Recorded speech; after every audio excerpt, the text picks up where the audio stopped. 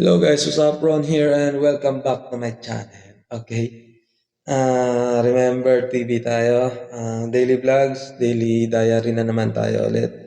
Okay? Instead na isulat at binibidyo natin.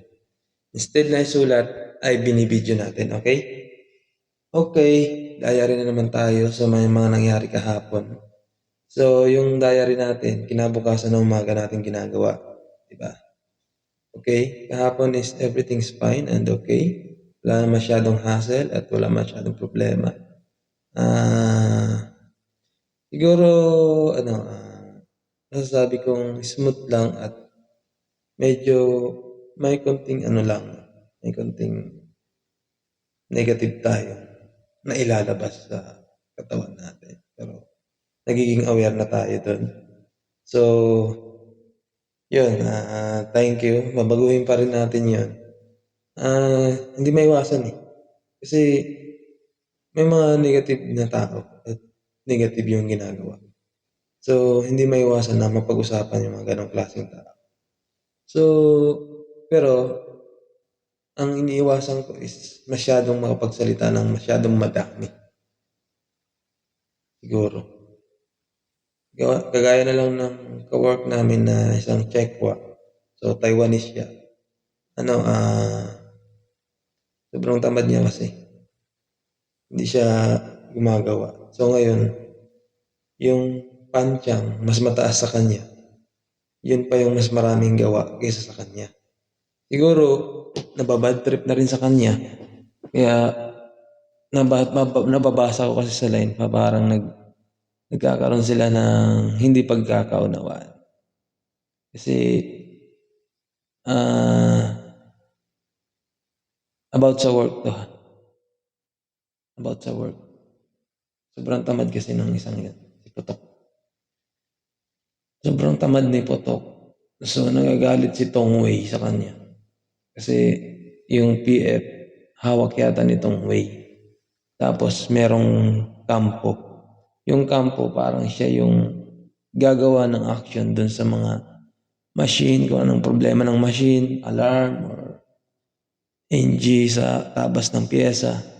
Sila yung gagawa nun.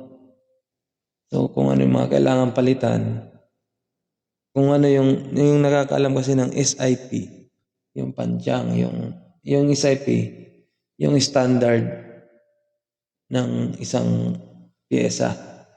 So, may mga tolerance yan, di ba? Yung bawat sukat ng tabas ng pyesa. May mga tolerance yan. So, yung nag-ano doon, yung panchang. Pero, yung gagawa na doon, kung ano yung mga adjustment na dapat gagawin, yung kampo. So, kaming mga kampong Pinoy, kampo ako, di ba? I am a service staff leader. So, thank God and praise God, praise the Lord. Dahil nilagay niya tayo sa position na to. At tayo ng training, nag-take tayo ng training at naipasa naman natin yung training. Although nagkaroon tayo ng mga lapses at gap sa work, kaya tayo na-demote. Hindi naman demote, kampo pa rin ako until now and still have allowance. Pero alam mo yun, yung trabaho ko na is hindi pang kampo. Pero still, may allowance pa rin naman tayo kaya okay lang sa akin. Pero yung kasi, yung mga nangyari kasi, kaya ako naibaba sa pwesto. Nailipat ng pwesto kasi yung isang operator ang kulit. Lagi niyang sinisero. So, although kasalanan ko rin naman kasi dapat binabantayan ko na yan. Siguro sobrang mahina lang tayo ng time na yun. Hindi natin alam yung mga dapat tamang gawin. Although wag na natin i-blame yun, nangyari na yun at past is past. May kasalanan din naman ako doon. So, yung naging kasalanan ko lang doon is pinagtanggol ko siya at ako yung nalagay sa alanganin. So, yun lang. No? Pero wala naman tayong natanggap na kahit anong doon. Warning letter or something. Wala. Kaya thanks God pa rin. Kasi kung sa kabilang shift, sigurado. Kaya nagpapasalamat pa rin tayo. So kahapon, no, yun yung mga nangyari. Although, okay, inaiwasan na natin si Basi at hindi na natin siya masyadong pinibigyan ng attention at pinag-uusapan kasi ayaw niya ng gano'n, tawag doon, nasasabihan siya or pinagsasabihan siya. Ayaw niya nang bibigyan siya ng advice. Gusto niya, siguro kasi matagal na kasi siya kaysa sa akin. Kaso nga lang, kinokorek lang natin yung mali. Ang hirap pala i-correct yung tao. Kahit pa mali siya. Yan yung mahirap no? Tama Kasi kahit sino ayaw ng, pero hindi, ayaw niya lang tanggapin Kasi kung sa dapat niyang tanggapin yung mga advice ko kasi mas mataas ako sa kanya Leader nga Pero, hayaan na natin yun. So yun nga, yun nangyari kahapon, okay naman. Tapos, nagpalit ako ng profile picture sa Facebook. Tapos naggawa tayo ng Reels. So, wala naman masyadong problema pero ang dami kong iniisip na mga bagay, ang dami kong mga pinapanood. Until now, confused pa rin ako kung saan ba talaga ako dapat mag-focus, motivational video or pwede namang gawin. Or naghahanap pa kasi ako ng yung ibang racket o hustle, business na pwedeng umpisahan. Yung mga ganun, yung talagang gusto ko pa rin kasi yumaman talaga. Nasa puso ko, tinitibok ng puso ko yun. Kagabi, naglaban na ako ng mga pangtrabaho, damit. Tapos nag-dryer, tapos nagbasa tayo ng libro, Atomic Habits. So, prepare ko na rin yung yung mga gagamitin ko ngayon sa jogging, exercise. At nagbasa tayo ng Bible, syempre. So, yung nabasa ko kagabi, napapaisip ako kung bakit. So, binasa ko, Jeremiah 4 verse 30. When thou art spoiled, what wilt thou do? Thou clothest thyself with crimson. Thou deckest thee with ornament of gold. Thou rentest the face with painting. In vain shalt thou make thyself fair. Thy lovers will despise thee. They will seek thy life. So, ito lang. Sabi ko, ano to? Ano ibig sabihin to? Yung mga despise. Yung despise pala is namumuhi o nagagalit. Yung parang ganun. Tapos, iniintindi ko siya, yung lovers ko daw ay will despise thee. Nagagalit sa akin, nasusuklam yan. Despise. Who thou art spoiled, what wilt thou do? Ano daw ginagawa ko, yung spoiled daw ako dito. So, parang yung ganun nga, parang spoiled ako dito kasi kung ano ginagawa ko sa sarili ko.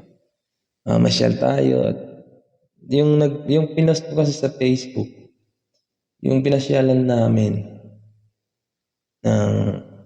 ng affair ko dito. Pinasyalan namin dun sa tawag ng lugar na yun. Nakakimono tayo doon ang forma natin, tapos siyempre pugi tayo doon.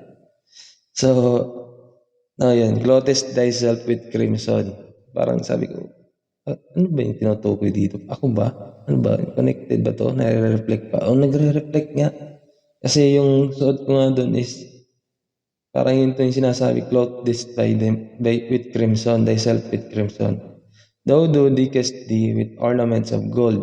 Yung parang, kumikinang tayo kasi doon Parang ang ganda kasi ng suit natin. Parang yun yung gold. The rentest the face with painting. Yun nga, yung rentest the face with painting. Parang face with painting. Parang ano kasi tayo parang alam mo yun, parang kala mo naka-painting yung mukha natin. Yung parang, yung sinasabi lang kasi dito sa ganito, painting, thyself with painting, thyself with crimson, thickest with ornament of gold. Para lang kasing sinasabing masyadong pinaganda yung sarili. Or maganda, di ba? As in maganda siya yung ibig sabihin nun. In vain shalt thou make thyself fair. Ginawa ko daw yung sarili ko yung fair. Parang ang ganda, wow, gandang lalaki, parang ganun. Thy lovers will despise thee. Yun, sabi ko, thy lovers will despise thee. Sabi ko, ay, para sa akin nga yung message na yun. Siguro kasi nakita yung nagpalit ako ng profile picture, tapos yung reels natin, FB reels, is masyadong maganda yung kuha na litrato na pinost natin sa Facebook. Sabi ko, ay, nagagalit yata ako yung asawa ko. Nagagalit yata ako yung asawa ko sa akin kasi yun nga, parang sinusunod ko yung luho ko dito. Tapos, yan, mga sinusuot-suot natin. Kasi actually until now, hindi pa rin ako kinakausap ng asawa ko. Hindi ko alam kung bakit. Wala siyang binibigay na reason. Alam ko ayaw niyang magbigay ng ayaw niyang mag-away kami. So, I know, magiging okay din kami. Someday, ang focus ko ngayon is, so yun, ngayong umaga naman, ito naman ang nabasa ko. Psalm 136 to 138 verse 3. O give thanks to the Lord of Lords, for His mercy endureth forever. Yung awa ng Diyos. Sobrang natuwa ako nito nung nabasa ko kanina. For His mercy endureth forever. Give thanks to the Lord of Lords. Yung Lord of Lords, si God yun. For Him who alone doeth great wonders. Ako, who alone, nag-iisa ako ngayon. At do with great wonders. Siguro yung great wonders yung ginagawa ko, nagbabasa ako ng libro, nagbabasa ako ng Bible, inaayos natin sarili natin, disiplina. At yan, nagpupul na tayo ng bed. Yung parang, yun yung sigurong great wonders na ginagawa natin. For His mercy endureth forever. Thank you, Lord. For Him that by wisdom made the heaven, for His mercy endureth forever. So yung wisdom na, yun yung pagbabasa natin ng libro. Made the heaven. Thank you, Lord. Thank you sa lahat ng blessings. Ang lahat ng parangal at papuri ay binabalik ko sa iyo. Ang lahat ng ito ay pinupuri at pinasasalamatan kita, O Lord. Thank you, Lord Jesus. Thank you. So, that's it for today's video. Maraming salamat and God bless us all. Jogging na tayo, ligo, jogging.